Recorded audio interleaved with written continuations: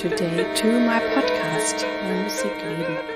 I have studied classical singing and voice, and I love to sing a lot of contemporary and experimental music. If you would like to know more about me, please look at my website, www.irenekrka. And you could also subscribe to my monthly newsletter if you would like to find more about me or what I'm doing in the future. And there are great things coming up this year. So keep posted. In this podcast, I talk about themes all around contemporary experimental music, and I share with you the insider knowledge behind the scenes, and I bring you the human beings out of this music world closer. And this is one of the things I like the most, and this is why I have started this podcast 7 years ago in April 2018. I always wanted to know why people are motivated. How do they really think and feel when they bring out this great art they are doing? And all the listener of you who are listening to this podcast, and some of you even told me, you were like, you're asking the questions I always wanted to ask, but I never dared to. Or you tell me, well, I've worked with this person before, but through your podcast, it got closer. I really feel this person more. And I know it's also important to talk about music and musical ideas and so on, but we have a lot of this already out there. And I was like, no, I want to know why people do this. How do they do this? So I asked different questions. And this is why I really had to start this podcast. And I'm very happy and thankful that you all like my approach and my work because you're listening to it. And so we're obviously on the same wavelength, that you're interested in things I'm interested in. This is why you're here. This is why we are here. And this is when you write me all those things, I'm like, yes, let's keep going. Because there have been times where I was wondering if I should continue. And there was a time, I think it was in 2021, where I even considered in stopping this podcast. This anniversary podcast episode is now for the 7th anniversary. And it's in English, as you already hear. And also because I started broadcasting English episodes since January 2024. And that also made a big difference because suddenly, really people from all over the world, in countries sometimes I had to look up where even are listening to this podcast. So yeah, we're quite a big community, or a very spread out one. And I'm singing great concerts this year, so check it out or come by if you're somewhere close by. There will be more great episodes in this podcast coming up, and some of you already noticed I have now a radio show since March of 2025. The radio show is called Chaos Radio Summit, and it's based in California. And they have a weekly show on Saturday where they have international DJs. And I think my colleagues are from Great Britain, and I got asked to. So my music show is on the 4th Saturday in each month. So you can tune in there, right? Real radio put in 92.5. Or they also put it then later in a format, I think it's also kind of a podcast format where you can listen to this. And there I really present great and interesting music to you.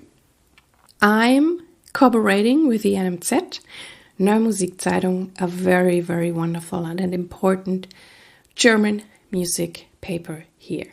So for today I've prepared a theme for you I really like, and it often showed up in my life, and I was often thinking about it, and then there were new inspiration, thoughts about it.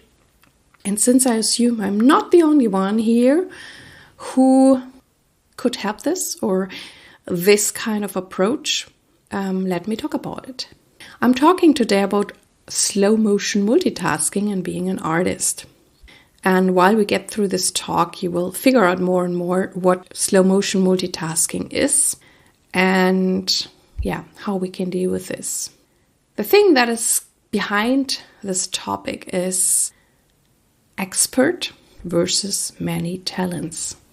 What do you do when you have many talents in this world? And there are also these experts, and there has been a time, I don't know if it's changing, or people more aware, or people don't care anymore, or people say, okay, I just do what I do and how I am. But there were times where they said, no, you have to focus, you have to be an expert for something to be successful. And when I look around with artists who I know, yes, they whatever play an instrument, sing or compose, but there are so many of them who also do other things. So some of them write, publish textbooks, they conduct, they podcast, they teach yoga, they coach or any other things. So obviously the musicians I know are very curious and they do many things. They are very knowledgeable about so many other things or even other genres like literature and arts. And I really must admit, I like open people myself. And I admire universal geniuses like Leonardo da Vinci, Michelangelo or Hildegard von Bingen. They have in common that they are very creative and they bloom in these areas. And maybe it's okay to not be creative only in one area. But how often maybe people also have told you, focus on one thing, don't waste your energy by distributing it into many different projects and areas. And some people maybe even said to you for years, you have to be an expert to be successful. Yes, and maybe it is true for some people. I'm sure it is. For some people, this is the truth. They're an expert, they go their way, they love it, and everything is cool. But what about the others? And today I also will talk about very famous examples like Albert Einstein and Charles Darwin, who lived all their talents and how it was even their strength and maybe their superpower. And since I'm also one of these multi-talent artists and humans, I was glad that when I found out and heard the TED Talk by Tim Harford, made me realize nothing is wrong with me and that I can and stay and maybe should stay on my path. Before we get to this, how he defines slow motion multitasking, let me share with you my story. I got trained as a classical singer because I wanted to be an opera singer. I went to universities in the United States and Canada and received my bachelor and master. Interestingly enough, in the bachelor degree, I had other subjects next to my music lessons and classes. Geology, math, the female and male role in Greek and Roman Empire. And I realized that I really enjoyed it. It did not hinder me in my music making. Oh yes, I had to learn to manage my time. And that was the best learning I got for myself. I got a real good time management while I was studying in the United States. And I could feel back that these other subjects also inspired me, and also inspired me in my singing and made me more whole. Then I came back to Germany, I started building my career, and I learned two things. One was, and that is probably very typical for singers especially, when I developed as a person emotionally, or with something, let's call it mindset, my voice improved. Wow! There is a strong connection for singers because we sing with our body and our whole being. So then I got interested in psychology, mindset, Alternative healings because I wanted to become a better singer. That was the focus. Many years later, I started having coaching clients, often singers, and they always came up to me by themselves. I feel you do something different and I want to learn from you. I realized as more authentic I am, as more I pull people towards me. Interesting. The other fascinating thing was when I started freelancing, I was working at fairs, at the Nuremberg trade fair halls, where I was mainly hired to translate. It was a very well-paid job for me back then. I would work 3 to 4 days and I could pay all my monthly expenses so I could focus on singing and music the rest of the month. And I got to know many different companies in all areas like medicine, computer, science, handcraft, food, and so on. And you know what happened? Oftentimes the companies offered me a job afterwards in their marketing department. I really wanted to sing, so I was very, very relaxed that I went up to the CEO and asked, "Why would you hire me? I have not studied anything close to the job you offer me." And the answer was, "We have watched you. First of all, you have amazing social skills. And since you're a singer, you know how to work under pressure. And you know how to get anything straight to the point. You're creative, you have endurance, and everything else we will teach you." So that gave me strength. If my singing would not work out, I could always find a job. And great to know what they appreciate in singers and musicians. After 2 years, I let go of those jobs. And then I was singing full-time and teaching voice and piano. And then I became a freelancing singer. And 2018, another big change came into my life. Well, let's go back. In 2015, I started to write a book with the title, "New Music Does Not Destroy My Voice." Because this was the question I got asked after the concert. And I started writing, and by that I found arguments that the opposite is true. Well, that is another great topic to talk about. And then my personal situation had me stop writing. In the end of 2017, I picked it up again and I talked to people if they would like to fund my book. And then one of those guys said, "Please do something with the new media." I went out from this talk and I did not know what I could do. I had no clue about new media. Then a friend showed me podcasts and I fell in love with this comfortable and convenient listening format. And then early 2018, I knew I want to start a podcast. I got everything together, had a coach, and my podcast went online in April 2018. And I was then even the pioneer in this area for German-speaking podcasts about contemporary music. Unbelievable. And since then, I published over 250 episodes. Since January 2024, regularly online, even in English. And now this podcast is listened to worldwide. It is a podcast chart show. Iceland, Israel, New Zealand, Canada, Nepal, Uzbekistan, Korea, well, Europe, etc., etc. And now I had another job, so I needed to redo my time management. And even though this podcast is work, it gives me so much energy for everything else. At least most of the times. And in this podcast, I can bring all my interests together. And when people find and book me through the podcast because they have listened to the episodes, they know me quite well.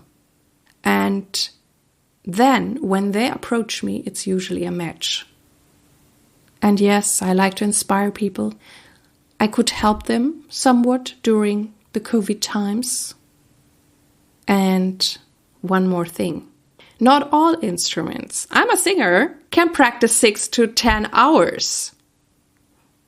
No, voice can do that. Some of the woods, some of the brass, they practice shorter. Otherwise, they would tire themselves out. So I had to learn to really practice effectively. And what you do with the rest of the day. If you say, You practice about, 2 hours a day?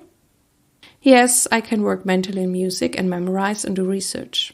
And then I do my rehearsing, planning, booking, etc., etc. However, there is time left. There is teaching, there is podcasting, there's developing new ideas. And I like how it all is intertwined and inspires each other. So now let's get to this thing, slow motion multitasking. This term is by the journalist Tim Harford, and it's not about multitasking like we use the term in writing or listening to music at the same time, for example. It is known that this kind of multitasking is not good for the humans and that deep work is focus. And there are books. The book Deep Work by Carl Newproto or the book Essentialism by Craig McNone. So deep work is much healthier and gets you the result that you want. And we also know how distracting it is to have a mobile phone close by. So there is this interesting research. When you have the phone lying right next to you on a table, even if you turn it around, it's getting your attention. It's getting better if you just put it somewhere in the room. But if you really want to work with a real focus, put your phone, your iPhone, smartphone, in a different room. So then you can have deep work. Slow motion multitasking means that you work on more projects parallel at the same time. When you work on a project, you go all in 100%. And then you switch to another project and you do it 100%. There was an interesting research in 1960 about 40 of the most important and successful scientists and their work process. And all of them had during their first 100 research papers changed 43 times between different papers. And a very famous example is Albert Einstein. He published 4 important texts in 1905. And for one, he got the Nobel Prize. And did you know that Michael Crichton, whose big success was the book Jurassic Park, directed then by Steven Spielberg, he was a medical doctor. He was interested in biology and wrote books about arts, medicine, and then novels. Now let's talk about Charles Darwin. He started his research about earthworms. That was his main thing, his passion. Then he went to coral reefs, the geology, the botany, psychology, and ecology. He also watched the upbringings of his children very closely and wrote a book about that. Then he wrote the books about evolution, for which he became so famous. And afterwards, towards the end of his life, he finally wrote the book about earthworms, which was his main interest, even though there was not so much public interest. So there are people we all know who fit into this category. Michelangelo, Leonardo da Vinci, Hildegard von Bingen, a woman in the medieval ages who brought us music, who left us text about medicine, herbs, stones. She left us theological texts. Very, very fascinating woman. And we also have here composers who do many things. Moritz Eggert, he's a composer, he's a pianist, he's a blogger. He does anything. He's so good at everything. There's Johannes Kreigler with his concept music, who now brings a lot of stuff also into museums because they are more like things you put on the wall. But he started out as a musician, as a composer. We also had this great singer, Carla Henius, but she also was a great curator and she did so much for the contemporary music scene here in Europe or in Germany. So what can be the advantage of slow motion multitasking? You get inspiration from outside and from everywhere for new projects or projects you're already working on. So when you're stuck with one project, you can switch to something else, and later on you might solve and continue with other projects as well. I personally like it when inspiration comes from everywhere, what I'm working on, and how it leads to another project, text, podcast, performance. And it keeps me in a nice flow. For me, it is important to say, not only the experts are great, also we multitasker who handle different projects at a time. And most important, pick what resonates with you. Do not try to be something you're not. So we talked about one of my favorite themes, and thank you so much for listening. Thank you so much for tuning in. I wish you all the best. Live your music, live your life, and see you next time. Yours, Irene.